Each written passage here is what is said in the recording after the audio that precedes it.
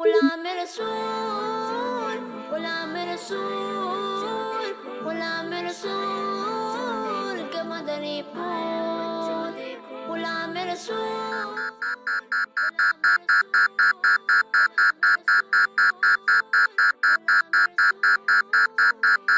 کنیز فاطمہ، یہ آپ کیا کر رہی ہیں؟ لائیے مجھے دکھائیں.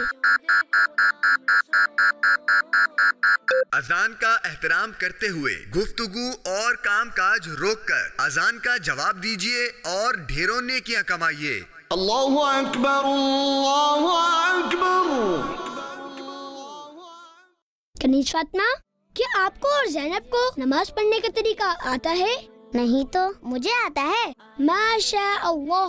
میں نے آپ ہی کو تو دیکھ کر نماز پڑھنا سیکھی ہے. کیا مجھے دیکھ کر سیکھی ہے؟ جی غلام رسول بھائی، آپ کو دیکھ کر نماز سیکھی ہے. مگر کنیز فاطمہ، بچیوں اور اسلامی بہنوں کی نماز تو ہم سے الگ ہوتی ہے. کیا؟ چلے آئیں، میں آپ دونوں کو اسلامی بہنوں کی نماز کا طریقہ سکھاتا ہوں.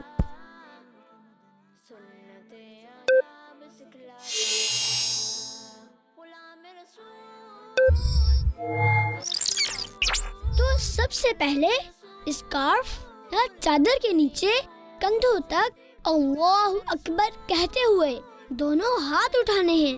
الٹے ہاتھ کی ہتھیلی سینے پر رکھنی ہے اور پھر الٹے ہاتھ کی ہتھیلی کی بیک سائڈ پر سیدھے ہاتھ کی ہتھیلی رکھنی ہے.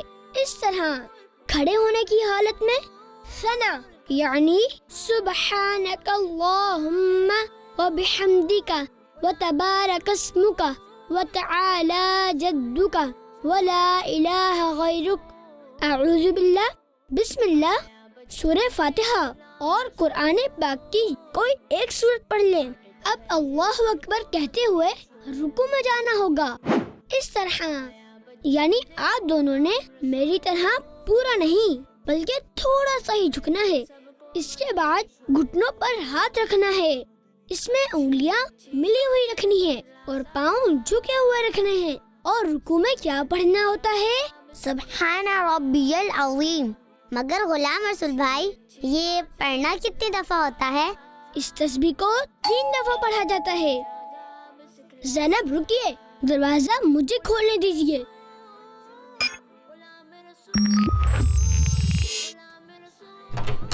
السلام علیکم ورحمۃ اللہ وبرکاتہ. وعلیکم السلام ورحمۃ اللہ وبرکاتہ. فیضان بھائی، کیسے آنا ہوا اور سب خیریت تو ہے نا؟ جی جی سب خیریت ہے. وہ میں آپ کے گھر کے پاس سے گزر رہا تھا تو سوچا آپ سے ملتا ہوا چلوں. یہ تو بہت اچھا ہوا کہ آپ آئے. آئیے اندر آ جائیے. آپ بھی اسلامی بہنوں کی نماز کا طریقہ دیکھیے. ہاں تو کنیز فاطمہ، میں نے نماز کا طریقہ کہاں تک بتا دیا تھا؟ رکوع میں 3 بار سبحان ربی العظیم پڑھنا ہوتا ہے. اس کے بعد سمیع اللہ لمن حمدہ کہتے ہوئے بالکل سیدھا کھڑا ہونا ہوتا ہے اور پھر کہنا ہوتا ہے اللہم ربنا ولک الحمد.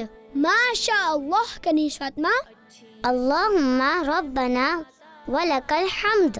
جی، اب اس کے بعد اللہ اکبر کہتے ہوئے اس طرح سجدے میں جانا ہوتا ہے کہ پہلے گھٹنے، پھر ہاتھ، پھر دونوں ہاتھوں کے بیچ میں اس طرح سر رکھنا ہوتا ہے کہ پہلے ناک پھر پیشانی زمین پہ لگے. سجدے میں نظر ناک پر ہونی چاہیے. سجدہ سمٹ کر کرتے ہیں اس طرح، اور دونوں پاؤں پیچھے نکالنے ہوتے ہیں اس طرح. اب سجدے میں کیا پڑھنا ہوتا ہے؟ سبحان ربی الاعلی. ماشاء اللہ. اور یہ بھی 3 دفعہ ہی پڑھنا ہوتا ہے.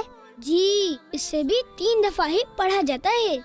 اب اس کے بعد سر اس طرح اٹھانا ہوتا ہے کہ پہلے پیشانی، پھر ناک، پھر ہاتھ اٹھیں. دونوں پاؤں سیدھی طرف نکالنے ہوتے ہیں اس طرح، اور سیدھا ہاتھ سیدھی ران کے بیچ میں اور الٹا ہاتھ الٹی ران کے بیچ میں رکھنا ہوتا ہے اس طرح. اب دوبارہ اللہ اکبر کہتے ہوئے پہلے سجدے ہی کی طرح دوسرا سجدہ بھی کرنا ہوتا ہے. اب پہلے سر اٹھانا ہے फिर हाथों को घुटनों पे रखना है और पाँव के पंजों के बल खड़े हो जाना है। तो इस तरह एक रकात पूरी हो जाएगी। अस्सलामु अलैकुम व रहमतुल्लाहि व बरकातुहू। वालेकुम अस्सलाम व रहमतुल्लाहि व बरकातुहू। गुलाम रसूल भाई, क्या फैजान भाई आपके घर आए हैं? जी जी, आप भी अंदर आ जाइए। मैं कनीज फातिमा को इस्लामी बहनों की नमाज का तरीका सिखा रहा था, आप भी देख लीजिए। फैजान भाई, मैंने आपको देख लिया था। आप बाबू अंकल की मुर्गियों को खोल कर आ गए और मुर्गियाँ बाहर निकलकर भागने लगी। क्या? और ये तो वहाँ से अपनी स्कूटी पर निकल गए और लोग मुर्गियाँ पकड़ते रह गए। खैर, वो सब तो पकड़ में आ गई और पिंजरे में चले गई।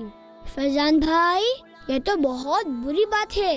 गुलाम रसूल भाई, मेरी स्कूटी का हैंडल टकरा गया था, जिससे पिंजरे का दरवाजा खुल गया। मैंने जानकर ऐसा नहीं किया था। चले, आइंदा ख्याल रखिएगा। और नुमान भाई, आपको भी फैजान भाई की ये बात इस तरह सबके सामने बयान नहीं करनी चाहिए थी। Come back to the point. अब दूसरी रकात में बिस्मिल्लाहिर्रहमानिर्रहीम पढ़कर अल्हम्द और सूरत पढ़नी होती है और पहले की तरह रुकू और सजदे करने होते हैं। दूसरी रकात में दूसरे सजदे से सर उठाने के बाद दोनों पाँव सीधी तरफ निकालकर बैठना होगा।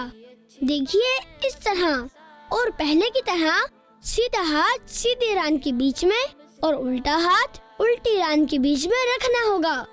अब तशहुद यानी अत्तहियात पढ़नी होगी और तशहुद में जब अशहदु अल्ला इलाहा इल्लल्लाह के कलमा ला के करीब पहुँचे तो सीधे हाथ की बीच की उंगली और अंगूठे का हल्का बनाएं और छोटी और उसके पास वाली को हथेली से मिला दें और लफ्ज ला पर कलमे की उंगली उठाएं, बिल्कुल इस तरह से, मगर इसको हिलाना नहीं है और कलिमा इल्ला पर गिरा देनी है और सब उंगलियां भी फौरन सीधी कर लेनी है पहले की तरह। फिर दुरूद इब्राहिम पढ़ना होगा।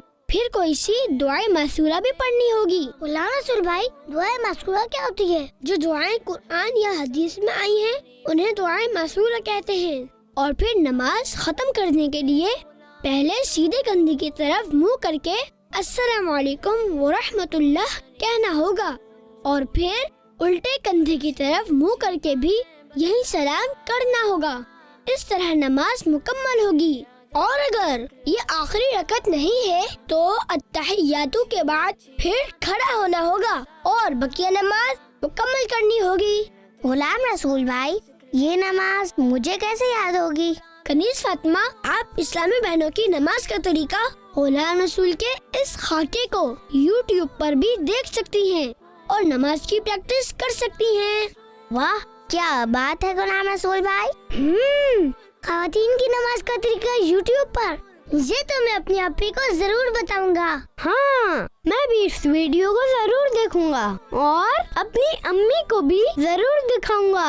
प्यारी बच्चियों, आज हमने गुलाम रसूल भाई से इस्लामी बहनों की नमाज का तरीका सीखा है।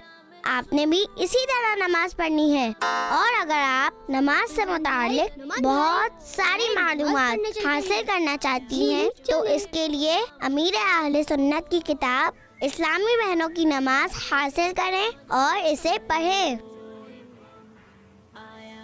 और हाँ, अब से आप सब गुलाम रसूल के कार्टून्स और बच्चों के प्रोग्राम हमारे Facebook page kids Madani channel पर देख सकेंगे और हमारा YouTube किड्स मदनी चैनल भी सब्सक्राइब करें और सेम एड्रेस पर हमें इंस्टाग्राम और ट्विटर पर भी फॉलो करें। बच्चों का मदनी चैनल आ गया।